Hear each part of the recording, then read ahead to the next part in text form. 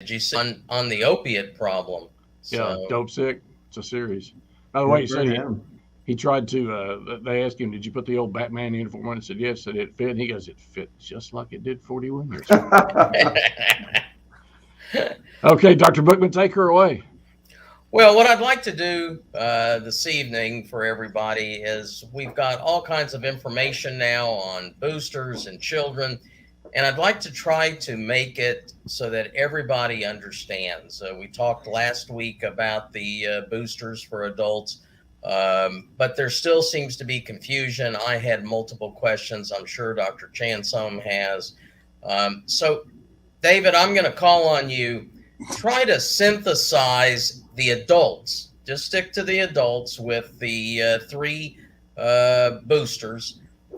Who's supposed to get it? Which one are they supposed to get? What does mix and match mean? Mhm. And try to make it so that everybody finds it simple. Uh, okay. No pressure here.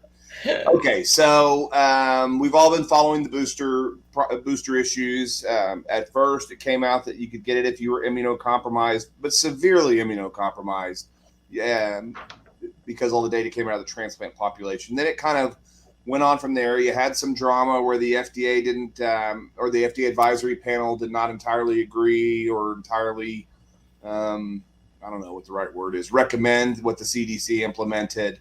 But essentially, what it is now is we've been saying for a while. If you're 65, let's take this. Let's take the low-hanging fruit first, okay? 65 or over, you probably need a booster 6 months after your second dose. If you had Pfizer or Moderna, we'll talk about those two first. If you had Pfizer or Moderna 6 months after your second dose, you'd be eligible for a booster. People who are under the age of 65, they kind of at first they kind of said, and I think they may have changed this a little bit. Dr. McGough, you might feel free to correct me anytime.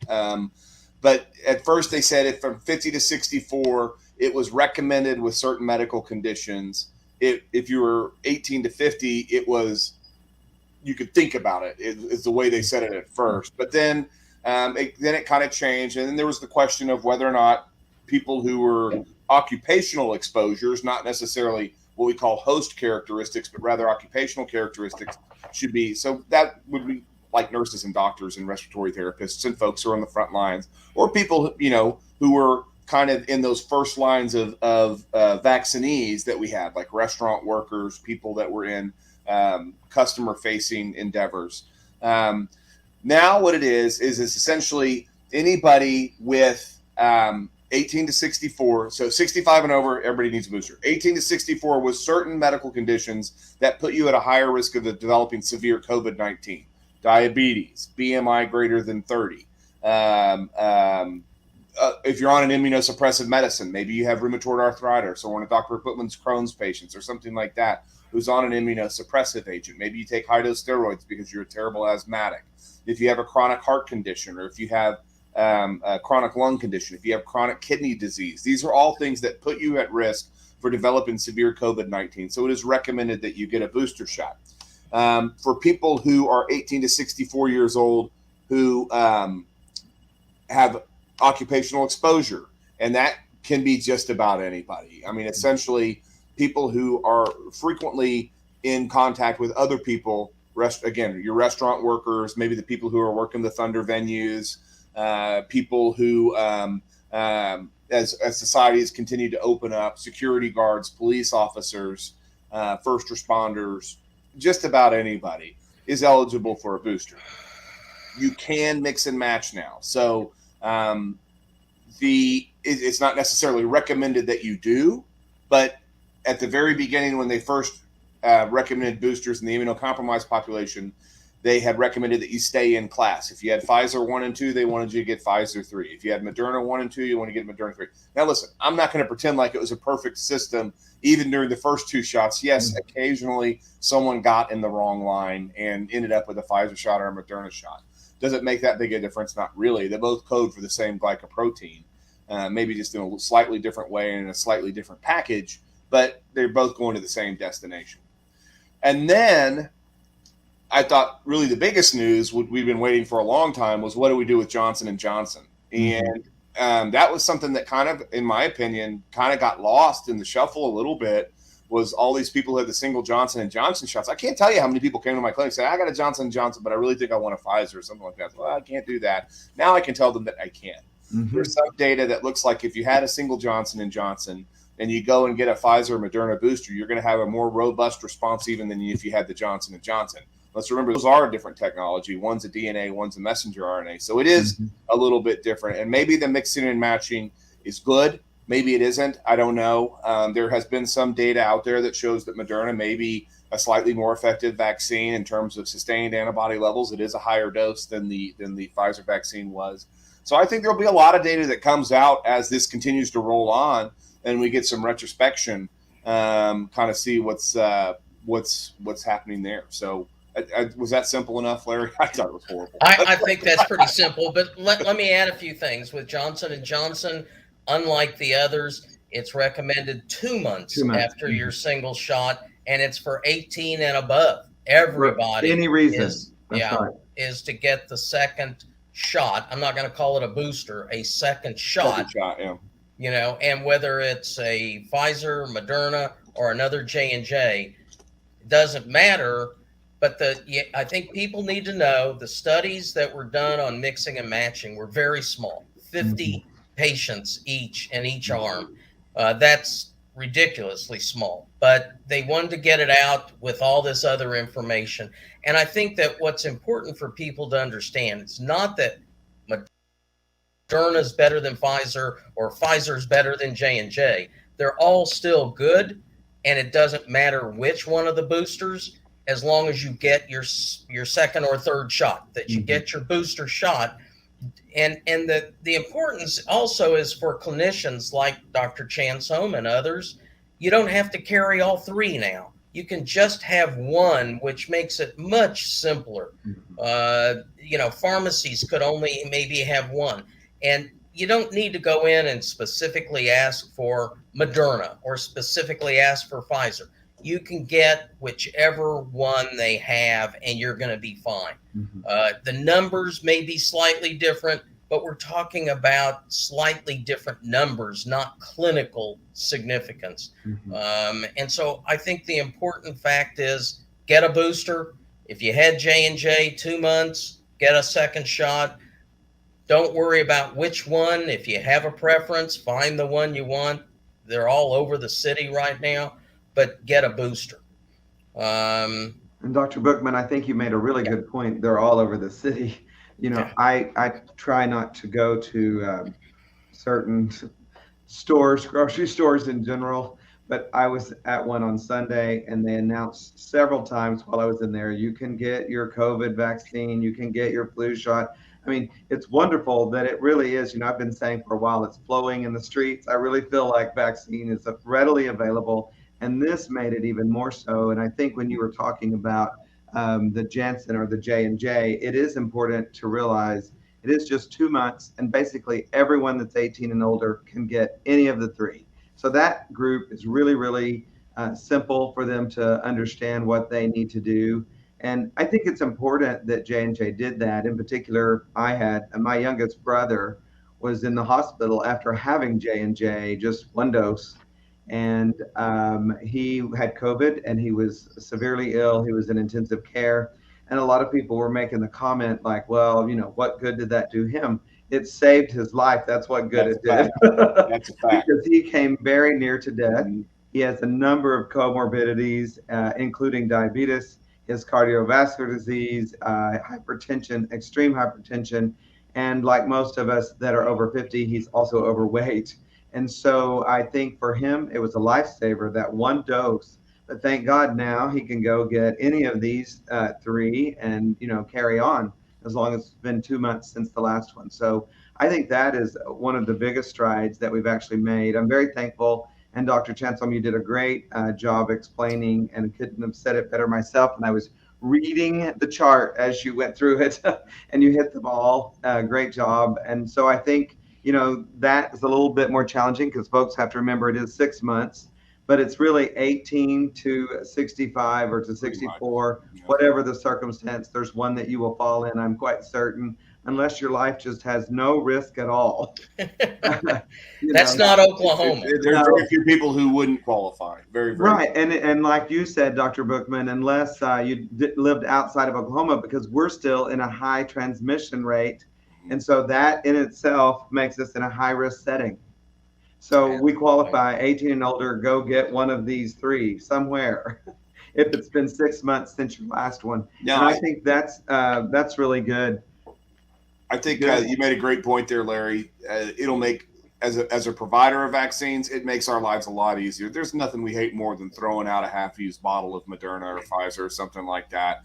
And if I can just draw one of those up a day, and then, because I mean, if you're looking at boosters now for Moderna, a single vial of Moderna is 30 boosters. Mm-hmm. I mean, it's tough to find 30 people that want to come in on that day. Now, we've had some days where we've been able to do that, and then we'll kind of run around the building and say, hey, who wants a shot? And, if you stand still long enough, we'll give you one. But it makes logistically, I think we all breathed a sigh of relief when we saw that come through, because it helps quite a bit on the pharmacy side of it. Mm-hmm.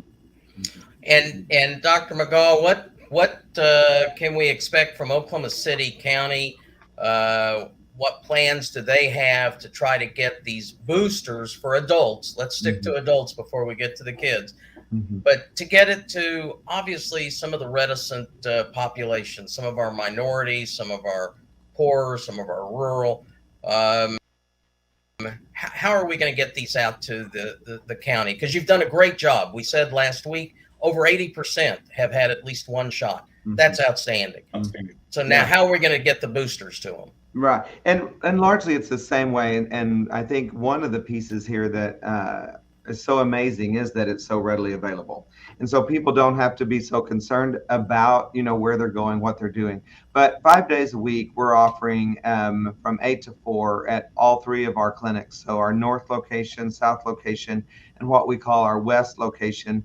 All of those are offering any of these 3 vaccines. So people can come by for those. And then also we're having some special things that are going on.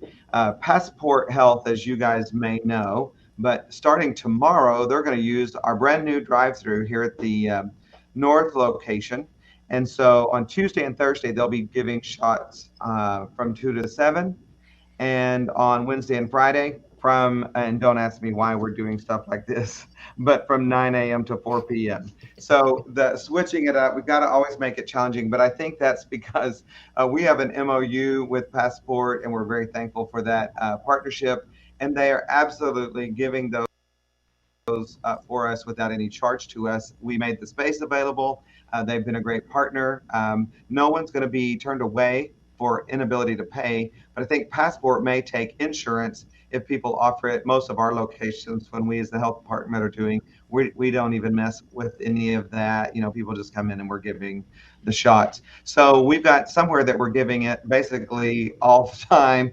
And then we're still offering various clinics on Saturdays that are all over those are more targeted clinics where we take the vaccine to people. We're still offering, as you guys probably know, to the homebound, we still provide that service as well. So we're trying to hit them all the way around. Anyone that wants them can get one somewhere. And I think, as both of you have mentioned, with our pharmaceuticals and companies, and somebody was saying, I can't remember what large chain is now offering it that surprised me. In addition to like Walmart, CVS, there was another one I heard today, Costco. I didn't know that Costco is giving. Wow. Costco is giving vaccine.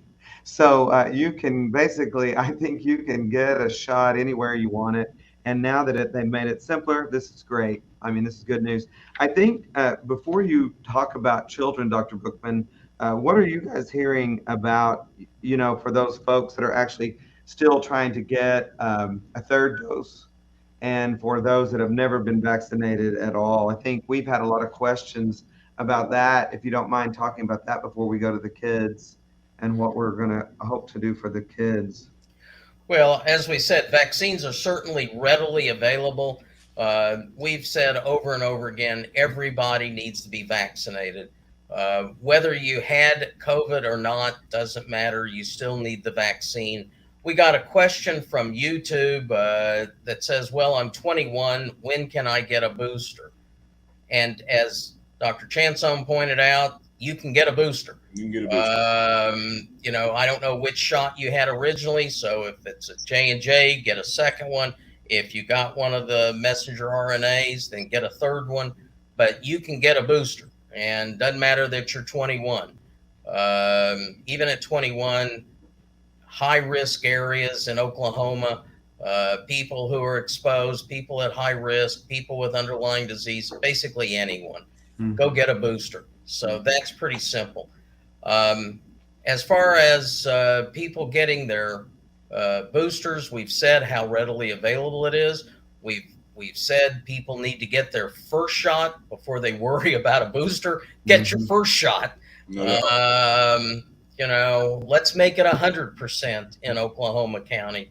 I'd love for the entire state to follow what Oklahoma County has done. But those shots are easy. They're free. I mean, people aren't paying, so you can't say it's costing me too much, I can't afford it. It's available whether you work or not. There's always a place you can get it. And I'm going to volunteer the Oklahoma City County Health Department as a source that people can call you and find out, you know, where can I go? If I work, you know, 9 to 7, 7 days a week, where can I go at 8 o'clock at night? Or where can I go at 7 in the morning? And I think it's good, Dr. Bookman, right here to also remind people that, you know, we've developed vaxokc.com. That's just VAXOKC.com.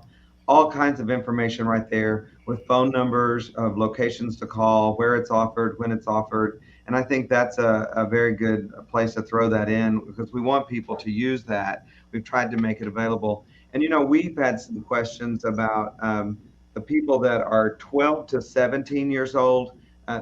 We can't forget that Pfizer is allowing those individuals like have never been vaccinated to go get a shot. Moderna still is stuck with 18 years and older, and so is J&J. But you know, I think it's good to remind people Pfizer is available for 12 to 17-year-olds. Absolutely.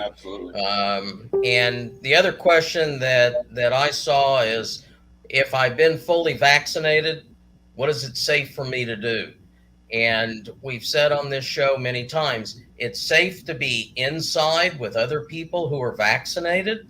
If you've got family gathering for the holidays and everybody's vaccinated, then it's safe for you to be there. Is it safe to go into your local Walmart or Costco without a mask on? Probably not. You know, we still have a ways to go to get there. But certainly if you're fully vaccinated, you're less likely to get sick. And if you wear a mask, you're even less likely. So, and to add to that, Dr. Bookman, even if they're fully vaccinated and they do contract COVID, they're going to have a much, much less severe case of COVID. And the likelihood of hospitalization is practically non-existent. So, yeah. So, David, do you have anything to add to the two questions that? No, I think that's absolutely right. You know, just about anybody can get it. If you have a 12 to 17-year-old that hasn't been vaccinated yet, certainly do that. I really think we still need to look at. I literally just got off a call a second ago. Kudos to the University of Central Oklahoma, who put together a little panel of some of us to answer the students' questions. You know, trying to get that cohort vaccinated, a cohort that's probably going to be not as ill if they catch it, but still a very strong body of people who can transmit it. And, you know, I have never seen a COVID patient who didn't catch it from somebody. So it, you know, it behooves all of us, even if you're not one of those people, you know, even if you're not a fat old guy like me, still behooves us to get the vaccine to try and decrease the community spread and keep your loved ones safe, particularly as we come into those holiday seasons. No one wants to be at the Thanksgiving table with their masks on. We cannot stuff our faces if we do that. So yeah, continue to get out there. Now, I think VaxOKC has been a fantastic website. I thought it was a nice alternative when you put it out there. Very easy to navigate, very easy to get it. But I mean, you know, as more and more places are getting it, I promise you can walk into Walgreens or CVS and probably just get one without making an appointment. More than likely, you can walk into my office and get one without getting an appointment. We do them all the time, and as more and more physicians and providers are getting them, there's going to be more and more interfaces where you can just go talk to your provider. Maybe they have it, but definitely it's not hard. It doesn't take long. 20 minutes of your day, and then you're done. Absolutely. I think that's important. So now let's get into the more difficult. What's happened with children? So we've said that Pfizer 12 to 18, Moderna has now set out their information, and now Pfizer and Moderna have gone to the younger kids. But unfortunately, they haven't done it the same way to make it easy on anybody. So Pfizer has said 5 to 11, and they show with one third of the adult dose that you get about 91% effectiveness. Moderna is now using a half the adult dose at 28 days. I believe Pfizer is a 2-dose at 21 days, if I'm not mistaken. Same schedule. Yeah. And so Moderna is going to be a half dose at 28 days for 6 to 11. They didn't go down to 5. They're at 6 to 11. There goes the mix and match strategy. So, it's like people are going to go, wait a minute, I don't understand. So actually it's 6 to 12, not 6 to 11, because they didn't go down to 12 originally. So 6 to 12 with the Moderna, 5 to 11 with Pfizer, a third dose with a third the strength with Pfizer, a half the strength with Moderna. Both are showing about 91%, give or take. So both very effective. We think that by the second week of November, these vaccines are going to be out for the kids. Take it from there. David, what are you recommending to, I don't know whether you see children, but at least to the parents?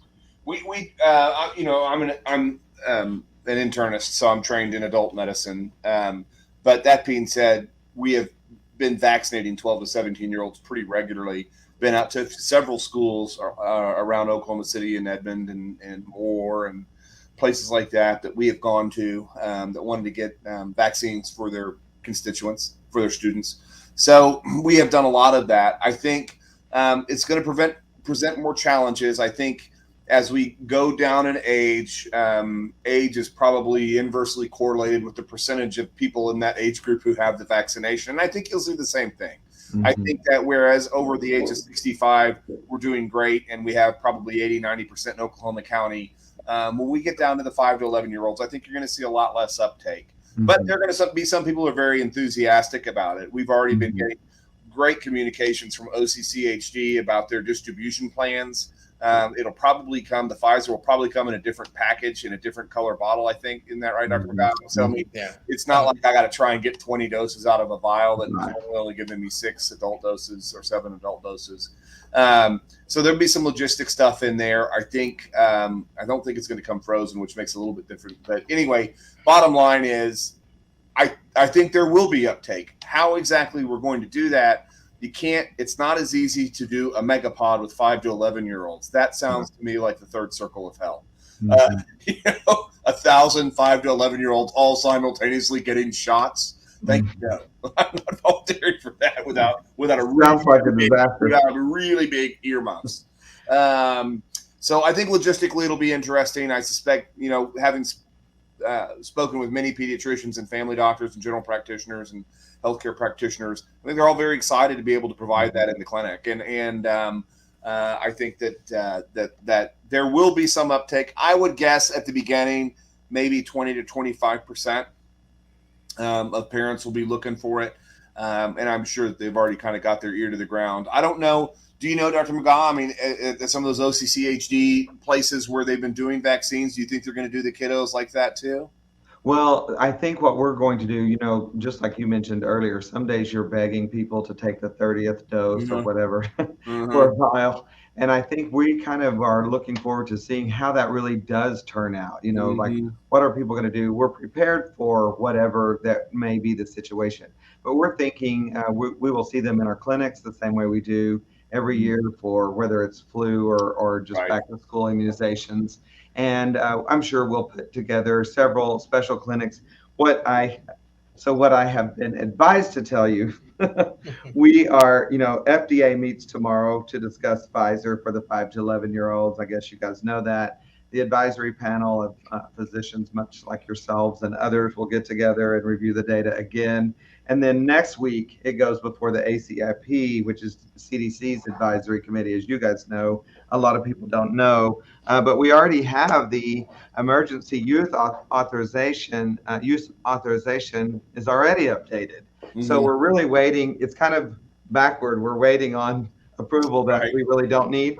Right. So that is one of the pieces. But I think we anticipate, with it being so readily available, people will be going to their pediatricians, their family practice docs, and hopefully we'll see a lot of them here, and we'll get to treat that much the way we treat any of the other things. I think we will try. Today we had a little pod in addition to the routine clinic. We had a pod at our North location today, and it was fairly well attended. I think it'll be the same thing. We will offer group opportunities for people to come in and just get in the line and get that done. But there's, as you mentioned, there'll be some extra challenges with children and the ages of the children. So we'll probably separate some of that out. But we have all kinds of things planned for that. And really, we have plenty of vaccine, and we're just hoping that people will take advantage of it more than how we're going to do it. We're concerned that there will be some hesitancy on some parents' part. And, I would like to ask the two of you, because you know much more about many of these things than I do. But with some of the information that's come out about, the risk of a child actually getting it and all those kinds of things, I think people need to remember it's also the child's ability to transmit the disease.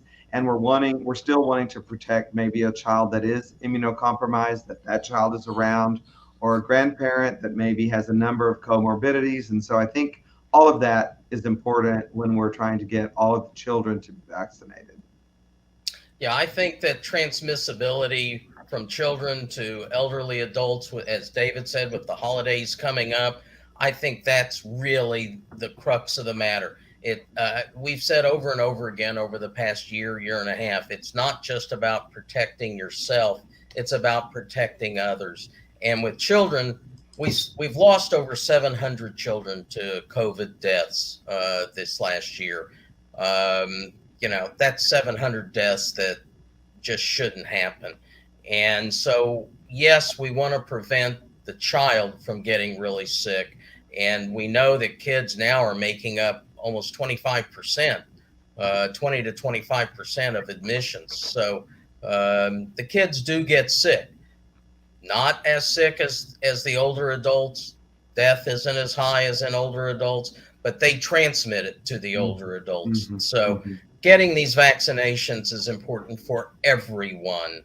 I think that's the bottom line that needs to be taken out of this. If you can get a shot, get the shot. Whether it's a child, whether it's an older adult, get your shot and get vaccinated.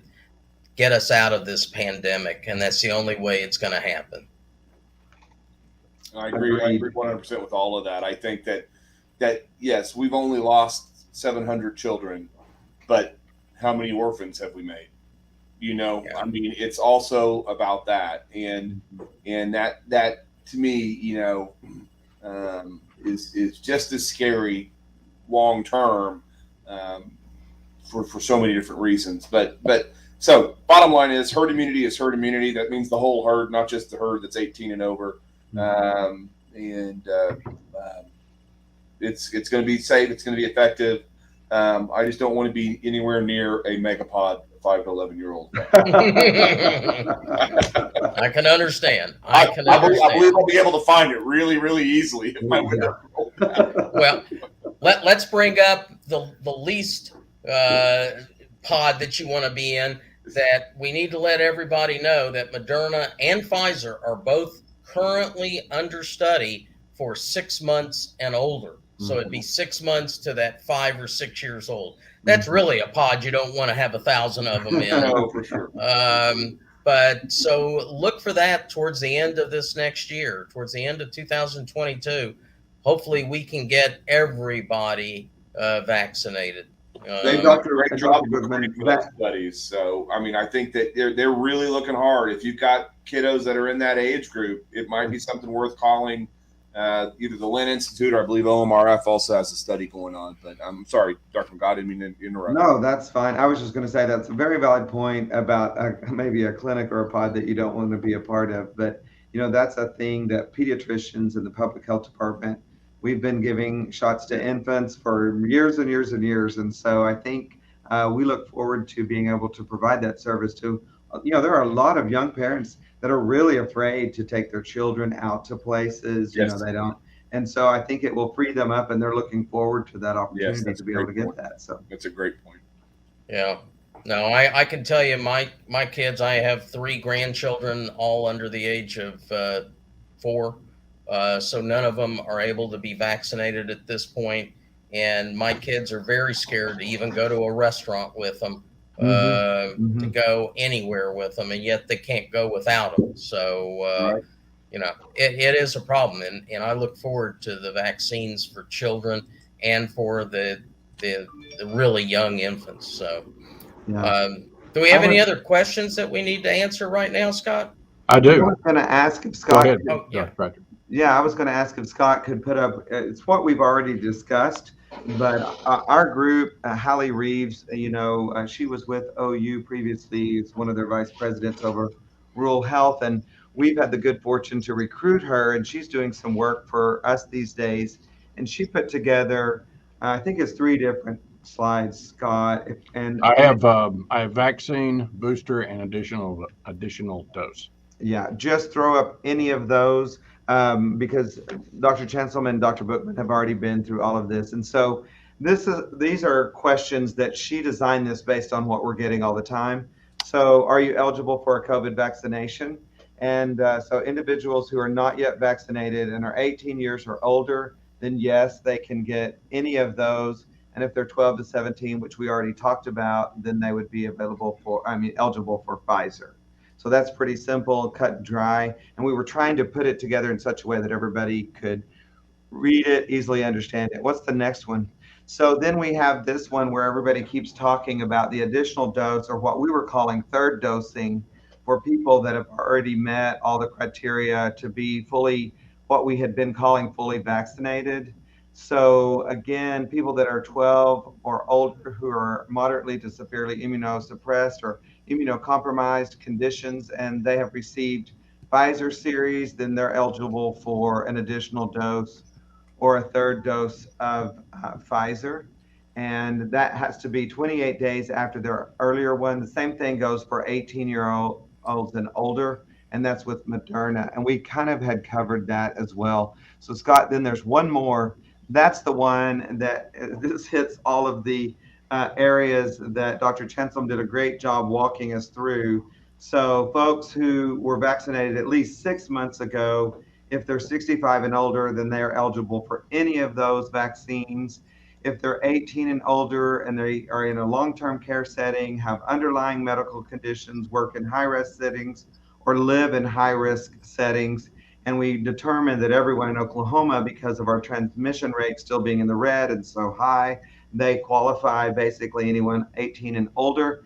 And then lastly was the individuals who were vaccinated at least 2 months ago, and they're 18 and they have received a Johnson & Johnson, and I should say 18 and older, then they're eligible for any of those vaccines as well. And so this was just something I not only wanted to put out there, but wanted feedback from Dr. Bookman and Dr. Chancelman about what they thought about these, trying to make it really, really simple when we put that out for communication. And if you guys had any feedback on those. I think those are perfect. I'm stealing them. Can we steal them? Yay. Yeah, I think that's excellent. Excellent. The whole point is to make this simple. Simple. You know, if you listen to the national news and read, you just get more and more confused. We need to make it basic and simple, and you've done that on those slides. So perfect. You have to have really good graphics department to do. For example, when you do something like this, you gotta have really, really good graphics That person is department. still looking for That's a job. amazing. That's amazing. That was a good picture, Dr. Chancellor. Oh my goodness. That was when I still wore stuff besides scrubs. If you pay him, he'll sign an autograph. Occasionally, we invent words around here, like for Dr. Armitage. We do this. Pictures worth 1,000 words. Hey, you ask Dr. McGough. I said 15 minutes, and I lie every time, right, Patrick? I mean, every single all time. right. I want to ask you for permission since Dr. Chancellor brought it up. So I want to start wearing scrubs all day. I mean, I'll pull out my nurse practitioner, slap it on there, It's so and good, I dude. want to wear my scrubs every day, all day. Think the board would let me do that? I think you should definitely stack the board with people who will. That should be your litmus test. Whether or not. I already got one. I know. Yeah. I know Scott would got be one. there. Yeah. So you asked about some questions. I had a couple of three. Flu shots. Can we get flu shots, Oklahoma City County Health Department yet? Yes, you can. And unfortunately, our problem is getting all the right types of vaccine. We have a vaccine for children, we have 317 vaccine, and we have regular adult vaccine that we purchase from places, and even some that we purchase for children.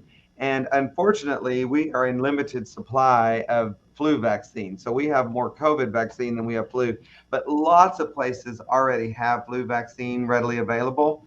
But what we will continue to give it until we've given out all that we have. I'm trying to see someone today they were telling me exactly what we did and didn't have, but I don't see it now.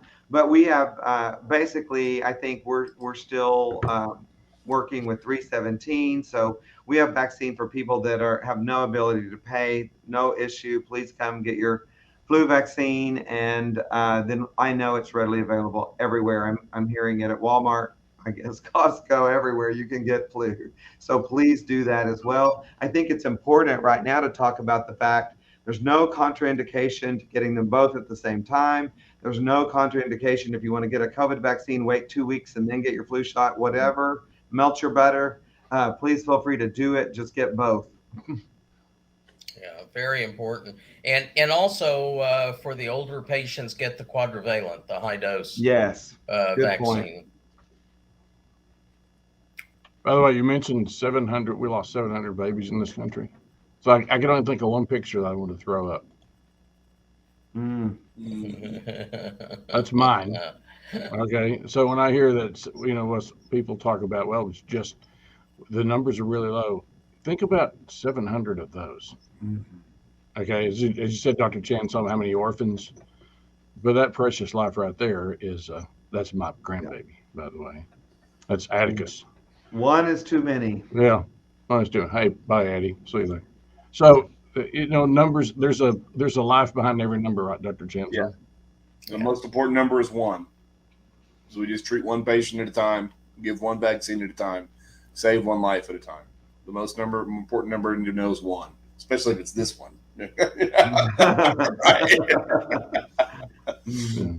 I would like to tell people the most selfish thing you can do is get a COVID vaccine, and the best thing you can do for others is get a COVID vaccine. I mean, there's no way to lose. That's right. So, Absolutely right. please feel free to take care of yourself. I'm using that one too. I'm still in that one too. That's yeah. All right, we should let Dr. McGough go. Can you go? Before he goes, I have one other that may involve, and this isn't rehearsed. This is what live TV does.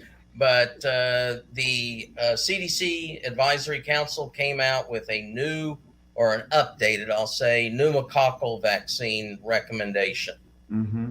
I don't know if that involves Oklahoma City County. I don't know if you give the Prevnar vaccine.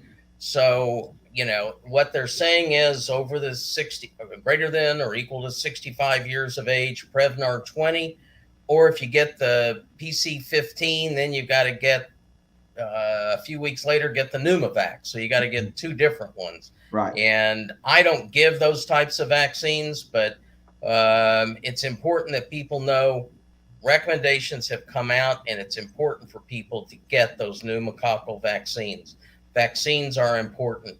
For 19 to 64, they're saying if you have underlying medical conditions or risk factors such as diabetes, congestive heart failure, cardiac disease, COPD, etc. But everything's not COVID. We still have flu vaccine. We still have the pneumococcal vaccine. There are other vaccines that are very important, Shingrix, etc. But, we need to get these vaccines into people. So, I agree. Thank you for bringing that up too, Dr. Bookman. And before Scott pushes me off the show, I just want to say I really appreciate Scott and both of you and all of you guys that are usually on this show for correcting misinformation, making certain that we get good information out to the public. And we appreciate your support to your local health department. It has meant the world to us, and we really, really do appreciate it. And yes, so we need to remember the pneumococcal vaccines are important, the flu vaccine, and the COVID vaccine. And there's a lot going on in the health department right now besides just COVID. It has been the number one thing that's taking up most of our time and effort, but for good reason. As we talked about, one life lost is too many lives lost.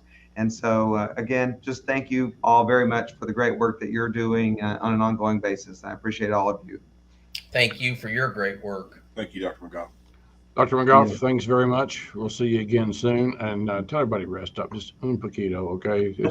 I know everybody's really tired, but our hats off to you, Phil May, Tubby, Kay Hewlin, the whole team over there. But like I said, you got a standing ovation last week for all the and the team, it's an amazing team and couldn't have done any of it without every one of them. So thank you for recognizing them too, Scott. I appreciate it. Thank you. I'll talk to you guys later. Take care. Bye-bye. Bye-bye now. And we also want to go ahead and let you know, as Oklahoma City County tonight, Dr. Bruce Dart with Tulsa County Health Department. He's our guest next Monday, so we'll have plenty of time with him. I do have one. I'm practicing medicine here, doctors. So they were talking about, Dr. Bookman, you mentioned the Shingrix.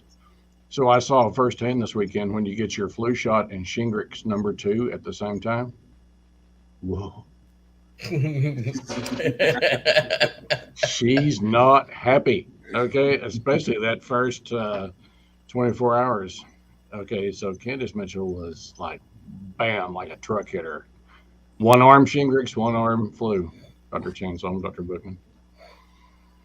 Getting many vaccines can be difficult. It might have just been one of them. It might not have been the fact that she got all of them together, but who knows? It's hard to say. But hey, good for her for getting vaccinated. Sometimes you got to walk through the fire a little bit to get to the other side. I know she, we were on a vacation one time to Disney World when she had a shingles outbreak. Okay, it was awful, and she was pushing through for the kids, but that was awful. So, ask her this: was the vaccines that she got better or worse than when she had shingles? Oh, it was much easier, and she was like, "Hey." Yeah, she'd go through it all again. So, well, David, do you have anything more on COVID, on any of the news that's come out? No, not really. I mean, feel like we saw a little bit more of a, we were coming on a nice trajectory. This week it's kind of flattened out a little bit. I feel like, still seeing some scary cases out there. Still plenty of COVID going on. You got to remember the whole state is still in the red, except for like maybe 3 counties. So it's still an issue that we have to worry about. We can't let our foot off the gas yet. There's a question on here from Melissa. Do I need a booster? I've had COVID, had the infusion and 2 COVID shots. Seems a bit excessive to get more. Melissa, you bring up a great point. You've had COVID. You've had the monoclonal infusion. You can't get a shot within 90 days of a monoclonal infusion. You can rest assured that having had the 2 vaccines and having had COVID is pretty good protection. You would certainly not be ineligible for the booster if you went to get it. I don't think it would hurt anything, but just know that with the 2 shots and natural disease, you got, I wouldn't say bulletproof, but I'd say pretty strong immunity there. A lot of these things we won't know for a long time. We still have to remember how early all of this information is coming out, how early we are still in terms of science, the way science works. We're still collecting stuff that will take years to be able to assimilate all this data and figure out what the best immunity strategy is. All this mixing and matching that we talked about earlier, and 2 doses, and if you get your 3rd dose, if you get something different, all of this stuff will become clear one day. It's going to be a while though. So. Yeah, and let me add, there was a study done several months ago, and I think it was an Israeli study, but it looked at people who had COVID and got a single booster shot, and they had tremendous spike. I think it was 5 times spike in their antibody production, if that's what we're going to look at. And I'm not saying there was a really good article. It was a fast article. It was in an MMWR. They looked at the Kentucky, and they took people who everybody had COVID, the disease, and then your risk of reacquiring COVID if you did not get a vaccination, if you only had partial vaccination, or if you had a full series. And the people who had COVID who did not get vaccinated were 2.5 times more likely than people who'd been fully vaccinated to get COVID again. So, I mean, it's not that now, Melissa's different because she's had the vaccine, and that's awesome. What do we know about the boosters in that situation? We don't know anything yet, is the bottom line. But certainly if you've had COVID, although natural immunity is exciting and does seem to have some protection, it is still strongly recommended that you get vaccine. And if you want to go to a Thunder game, you're going to need it anyway. So there you go. Yeah, that's an important point, though, that we sort of glossed over. It's important that people who have been vaccinated laminate your card, make a copy of it, keep it on your phone, do something, because we had some friends who went to the Civic Center to see a play recently without their card. No go. Mm-hmm. You don't get in. You have to show the vaccine that you've been vaccinated or that you've been tested within 72 hours, or you don't get into the Civic Center. You don't get in, as I understand it, to the Thunder game. There's going to be more and more venues. So make a copy. If you've been vaccinated, keep it with you. Or sleep at the wheel Friday night at Kane's Ballroom. Yeah. Oh, right. Yeah. Not coming in, dudes. Yeah. It's interesting. By the way, I don't know if you guys got to see, and I should have loaded up Hot Seat this weekend, but my guest Saturday was Chad Warmington, the CEO of the Chamber of Commerce, State Chamber of Commerce. And I mean, he really took on DeSantis and Abbott over these mandates against vaccine mandates. And he lauded the governor, said the governor says he's not going to do that. He said, businesses, we need to practice what we need to do. We don't need government coming along and telling us what we can do. And he called out some members of the GOP. I mean, if you haven't seen, just go to news9.com/yourvotecounts. You can see that Chad Warmington, he was strong as you can be. And it's really, he really was taking on that extreme right of the Republican Party going, stay out of business, stay out of our way. Yeah. And it was really strong. Good for him. That was what we said at the beginning. We're going to let local people make local decisions for what's best for them. I mean, when all of a sudden you're listening to the 2 or 3% of people who are clamoring about vaccine mandates, I mean, I got news for you. Most people are not angry about it. The vast majority of people, greater than 90% of people, understand why it's a necessary thing. It's not like we're half and half. So, yeah, I couldn't agree more. But, I mean, that Florida governor, I mean, my goodness. Do you see the Surgeon General he appointed refused to wear a mask in a meeting with a cancer survivor the other day? I mean, just appointing a clown to a very important position. It's the state to our south is no better. And the governor is no better. I don't know why he's doing this. I'll tell you why. Yeah. That's on our political show. We'll talk about that sometime. Yeah, we'll talk about that later. The politics and medicine together, it was a really, really messy marriage. And a lot of people died because of it. A lot of people died because of it. It's just bad. Anyway, so that's Chad Warmington's Hot Seat on News 9. Your vote counts. I can't even remember. Oh, yeah, news9.com/yourvotecounts. So you can see that there. Really, really appreciate you guys. Every time we have one of the guys that decide not to be with us, we have great shows. Have you ever noticed that? How that works out? You saying 4 is too many? I'm just saying that they missed the show, and then the great things happen, like fourth quarter comebacks, and so. Yeah. Well, I'm going to Not be getting gone much next week, so I'm going to appoint David as the go-to Oh. guy. There you go. Are you gone next week? I'm gone next week. Okay. Yeah, we're going out to see our grandkids. So, Very nice. Very nice. it's that time Well, of year. You got to see I will still be in a sugar coma from Halloween probably, but I'll try and make it on the show. Don't have to worry about any World Series traffic in Frisco or Oakland next week. So that's Hey, else. my Braves made it in, baby. My Braves. I lived. I was in Atlanta from '89 to '93, which was when they got good. In '89, we would buy a $5 ticket and sit behind home plate. I mean, it was unbelievable. And then in the '90s, of course, with Bobby Cox and that sick pitching to us, I was really into the game the other night. I thought that was a great series. Good. Dodgers Braves was a fantastic series. Braves Very and excited. six. I don't know how they'll do against Houston, but Braves and six. That's how this is going to go. all right, we'll see. We'll see. New Orleans, my Saints aren't doing so good right now, so we need to. One more. Well, my team's got one more, and it was to play in the Saints. That was it. So, but by the way, I don't know if you guys saw that. So the Packers have the Cardinals Thursday night, and Devontae Adams out with COVID. Oh, really? I didn't see that. Yeah. All I can say is go Cardinals. Kyler Murray's awesome. Unbelievable. Kyler Murray is be the MVP awesome. if he's not careful. Yeah. I don't know who Aaron's going to throw to. Defensive coach is out with COVID. Again, fully vaccinated. But this is what's happening.